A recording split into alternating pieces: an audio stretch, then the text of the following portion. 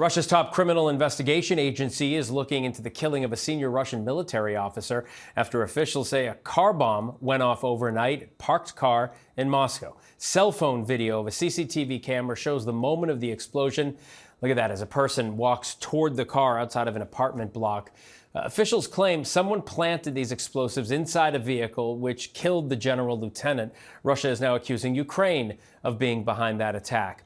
Meantime, U.S. envoy Steve Witkoff wrapped up his meeting with President Putin on bringing Ukrainian officials into direct discussions to end the war. ABC News foreign correspondent Tom Sufi-Burge with the latest. Yeah, this is another significant development, Phil. It appears this was a targeted killing. A top Russian military official walking towards a car in a town east of Moscow.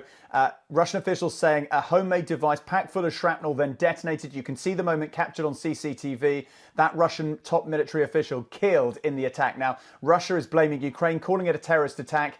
Ukraine has not claimed responsibility for this attack. It did claim responsibility for a similar attack on another Russian military officer, top Russian military officer, back in December. That doesn't mean that Ukraine is responsible this time around. I mean, this is a murky picture. Anything is possible this moment in time. Obviously, the timing is important because Steve Witkoff, Trump's envoy, is in Moscow, has been in Moscow for the latest round of talks with Vladimir Putin on the broader peace negotiations. And Russia's in the driving seat right now. It's convincing the Trump administration that it's ready to make a deal, that it has basically agreed to a proposal which the US has then presented to the Ukrainians and the Europeans. And we've now seen a full transcript of that proposal from the US to Ukraine via the Reuters news agency. And it gives us a sense, that full transcript, why Ukraine and the Europeans are not happy with it, because there's lots of wins for Vladimir Putin. The legal recognition by the US that Crimea is part of Russia, also the de facto recognition by the US that all the other territory that Russia has seized from Ukraine is de facto part of Russia too.